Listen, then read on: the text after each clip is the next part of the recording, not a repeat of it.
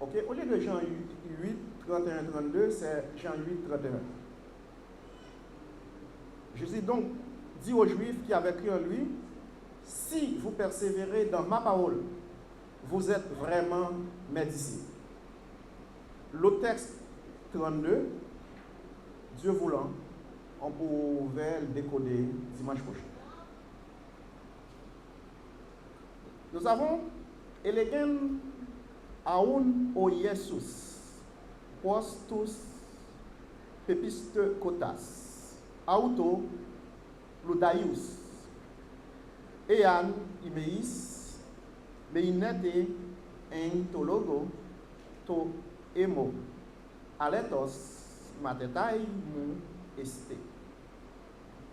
Que grâce et paix de Yahweh vous soient données. Dans la dernière intervention de notre frère dimanche dernier, nous avions procédé à l'analyse étymologique du texte. Nous avions vu que le verbe meno, qui signifie demeurer, employé au sens figuré, exprime une persistance dans un état.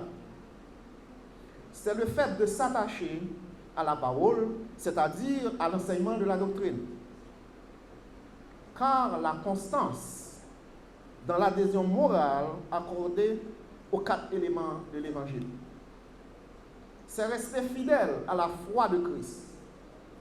Autrement dit, demeurer a le sens de marcher, évoluer selon l'enseignement de l'Évangile. Demeurer dans ma parole, c'est persévérer dans l'enseignement que procure ma parole. Autrement dit, c'est évoluer dans la doctrine de Christ.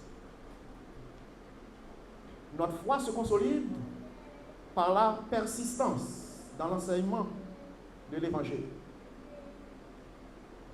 C'est également par ce moyen que notre connaissance augmente. Acte 2, 42. Nous devenons plus faibles par la persévérance dans l'enseignement de l'Évangile. Nous sommes assurés que notre foi est la bonne parce que ses racines sont profondes, ancrées dans la parole de Dieu, qui est la vérité. Jean 17, paragraphe 17. Sanctifie-les par ta vérité. Ta parole est la vérité. Si vous n'avez pas la certitude que votre foi est bonne, vous avez un sérieux problème. Des fois, on se pose des questions. Suis-je à la bonne place? Est-ce que je fais le bon choix?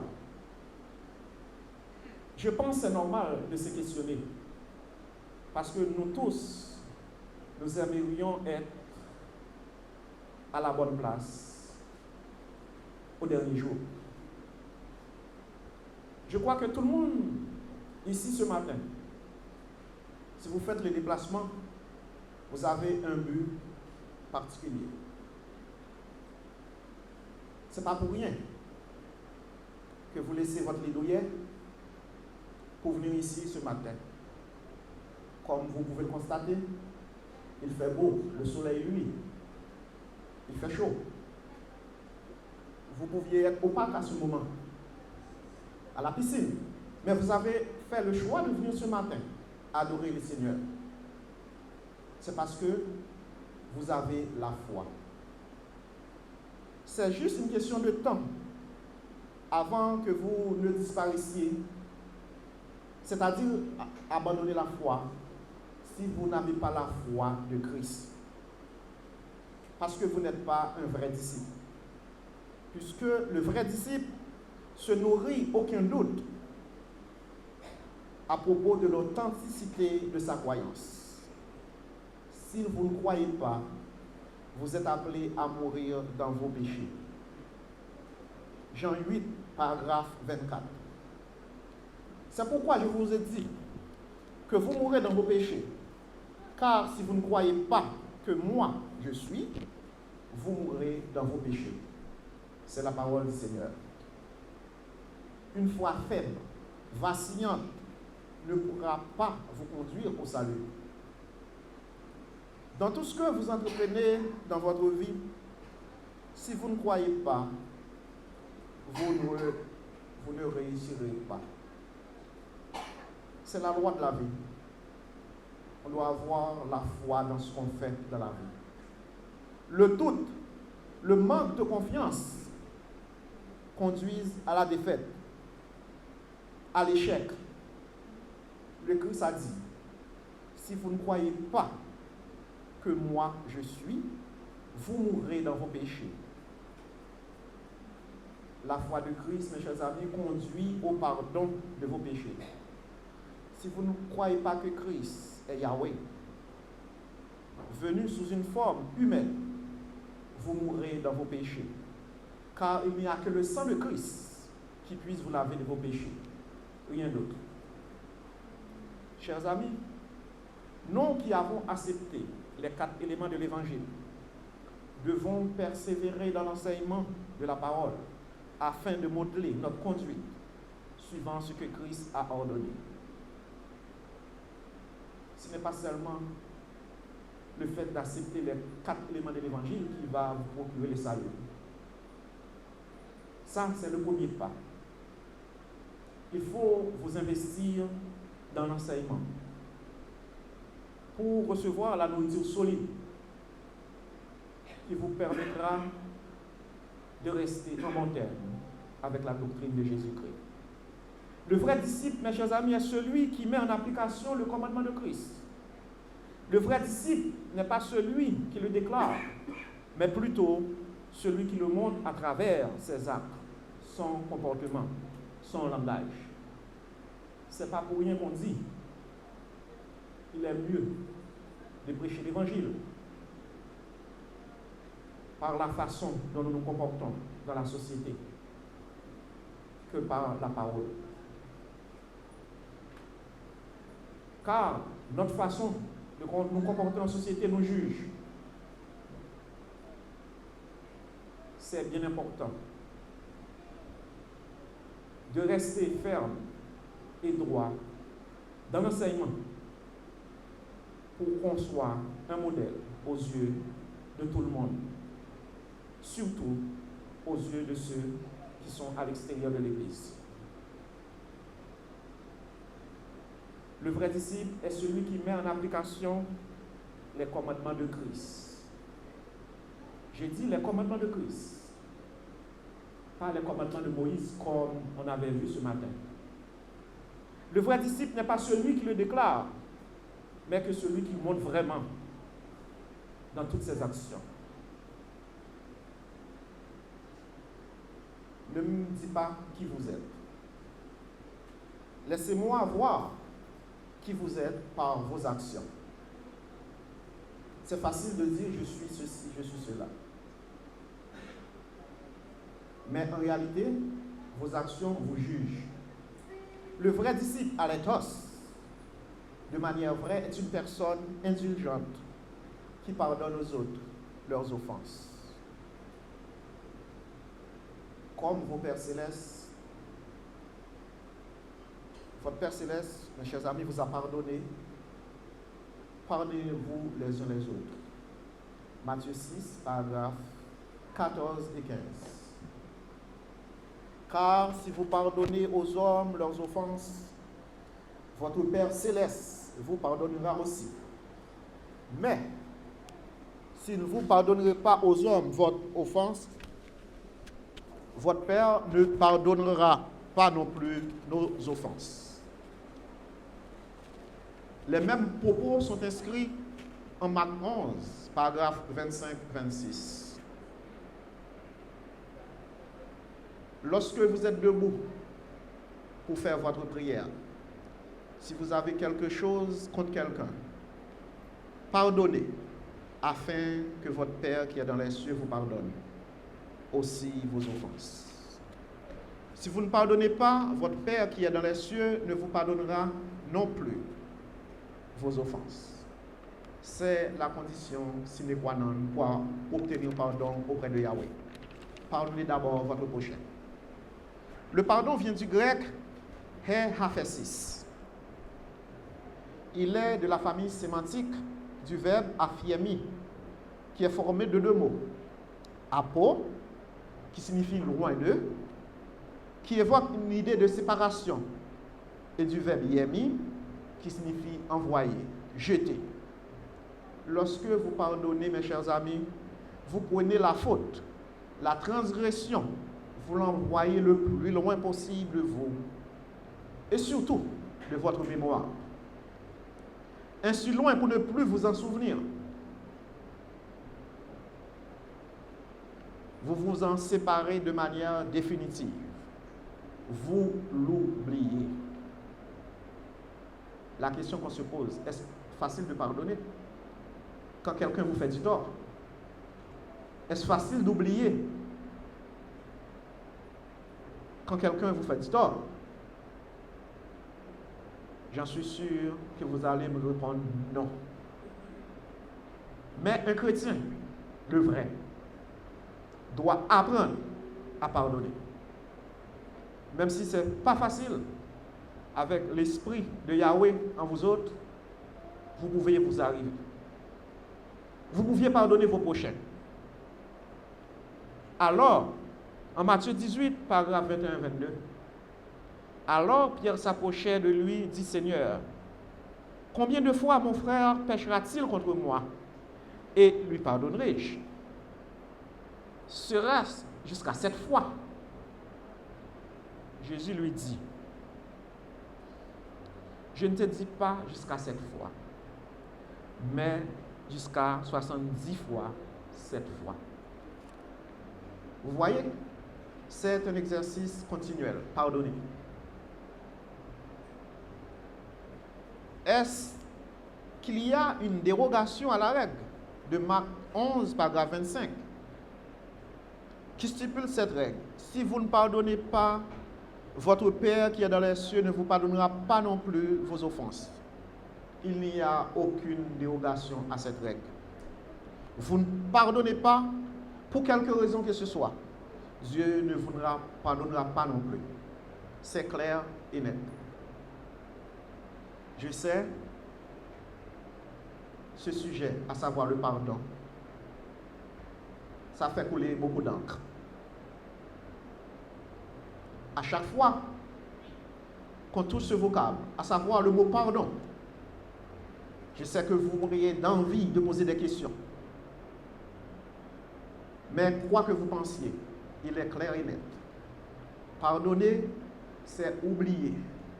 Envoyer loin de votre pensée, de votre mémoire, le mal que votre prochain vous a fait. Il n'y a pas à sortir de là. Des fois, on se pose la question. Ton frère te fait du mal, ta soeur te fait du mal. Vous aviez du mal à lui pardonner. Des fois, on dit, dans notre langage vernaculaire, tant que 10 livres pas sur l'estomac, moi, moun sa pas pardonner. Réfléchissons un instant. Vous n'avez jamais péché? Vous n'aviez jamais fait du tort à un prochain? Vous êtes parfait? Vous avez la réponse. Si on sait tous que nous sommes tous pécheurs, raison de plus pour pardonner. Pourquoi? Pensons un instant pour tout le mal qu'on a fait depuis notre naissance jusqu'à aujourd'hui.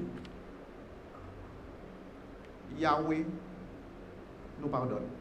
À chaque fois qu'on demande pardon, avec sincérité, il continue à nous pardonner. Encore et encore. Pourquoi nous autres, on ne peut pas faire de même? Juste pensez à cela quand vous ne pouviez pas pardonner votre prochain. Dites, si Yahweh peut me pardonner mes offenses, encore, moi, je dois faire l'effort de pardonner mon prochain. Au moins 2 fois, 3 fois, 4 fois. Comme dit 77 fois, 7 fois. Lorsque vous pardonnez aux autres, c'est d'abord dans votre intérêt personnel. il y a du monde qui ne le sache pas. Pardonner aux autres, c'est dans votre intérêt personnel. Pourquoi? La rancune est un poids lourd à transporter. Vous avez quelque chose contre quelqu'un, vous vous sentez mal chaque fois que vous le voyez ou entendez son nom. Pourtant, ce quelqu'un est très à l'aise avec vous, mais vous refusez de pardonner. Vous vous faites du tort. Pardonner, mes chers amis, c'est enlever un poids lourd sur vos épaules. On se sent plus léger. Le vrai disciple doit pardonner. Mais surtout, il doit savoir aussi demander pardon. Il faut savoir aussi demander pardon. C'est une obligation. Beaucoup de gens, lorsqu'ils pêchent contre leurs frères, pensent qu'il suffit simplement de demander pardon à Dieu. Et ça arrête là. Non. D'abord, vous aviez offensé votre prochain. Vous deviez voir d'abord votre prochain lui demander pardon. Et pour lui demander pardon, il y a une façon aussi de le faire.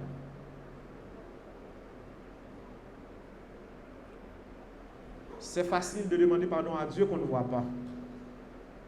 Alors que le frère qui est devant soi, on veut l'ignorer. Pourquoi? Parce qu'on est orgueilleux. Il faut avoir le courage de vous débarrasser de votre orgueil et de demander pardon à votre frère, à votre sœur que vous avez offensé. Il ne suffit pas de dire « pardonne-moi ». Il y a des gens juste pour avoir bonne conscience. Il dit « pardonne-moi » et puis ça arrête là. Non. Il faut vous confesser. C'est quoi vous confesser? Il ne suffit pas de dire pardon. Il faut dénoncer votre péché en le nommant. Tu as fait du mal à quelqu'un. Bon, on peut prendre n'importe quel exemple. Par exemple, tu as frappé quelqu'un. Tu n'as pas le droit de frapper quelqu'un. C'est une offense. Tu peux, ok, juste pour avoir bonne conscience, ok, pardonne-moi, ça finit là. Non. Vous devez aller voir cette personne, vous vous excusez en disant, je vous ai frappé, je n'ai pas eu le droit de le faire, veuillez me pardonner pour ce geste commis. Il faut répéter ce que vous aviez fait. C'est ça, se confesser. Et si vous allez plus loin, le verbe confesser vient du grec homologeo, composé de homos, même, et logos, qui signifie parole. Lego, qui signifie dire, c'est répéter la même parole, la même faute commise. Quand tu vas te confesser, il faut répéter ce que vous aviez commis comme faute. Cher ami, le vrai disciple ne peut pas être hypocrite. On fait semblant de rire en présence de quelqu'un quand il est là. Une fois qu'il tourne le dos, vous tenez un autre discours à son égard. C'est pas bien. Il faut avoir le même visage en avant de cette personne. Et cette personne, quand elle est partie, vous devrez garder le même sentiment. Un vrai disciple n'est pas un hypocrite. Que votre parole soit oui, que votre parole soit non. Quand on change de discours, on est menteur. Quand vous dites oui pour quelque chose, votre oui devient non. Vous êtes qui alors? Vous êtes un menteur. Et que vous êtes un menteur, vous saviez qu'est-ce que vous êtes? Vous êtes disciple de qui? Vous êtes disciple du diable. Car Jean 8, 44 dit, vous le savez tous, tous ceux qui mentent viennent du diable. Vous êtes son fils, car le diable est le père du mensonge. Toutefois, le vrai disciple ne doit pas avoir plusieurs femmes. 1 Corinthiens 7, paragraphe 2. Pour éviter l'impudicité, que chacun ait sa femme, que chaque femme ait son mari. Le vrai disciple ne doit pas être orgueilleux, mais il doit cultiver l'humilité. 1 Pierre 5, paragraphe 5. Chers amis, en persévérant dans la doctrine de Christ, nous sommes disciples de Christ. Chrétiens, selon Acte 11, paragraphe 26. Nous aimerions terminer cette question. Suis-je vraiment un disciple de Christ? Suis-je un vrai disciple? À la lumière de ce que nous venons d'entendre ce matin, un vrai disciple ne doit pas être orgueilleux, ne doit en aucune façon être un menteur. Il doit rester loin de l'impudicité. Un vrai disciple doit apprendre à pardonner son prochain. À la lumière de tout ce qu'on venait de voir ce matin, est-ce qu'on peut dire qu'on est un vrai disciple? C'est une question à laquelle nous devons répondre personnellement. Je ne vais pas répondre pour vous autres. Je peux répondre pour moi-même et moi seul.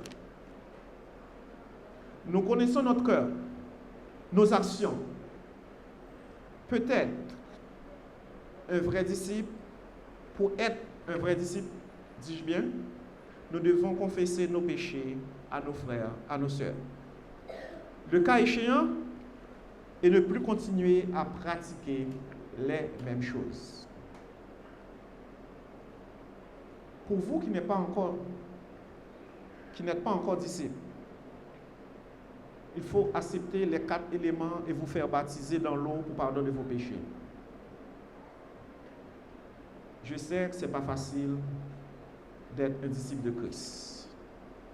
Ça demande un effort constant, de la persévérance, de travailler jour et nuit dans l'œuvre du Seigneur et se comporter de façon honorable dans tout ce que nous entreprenons dans la vie.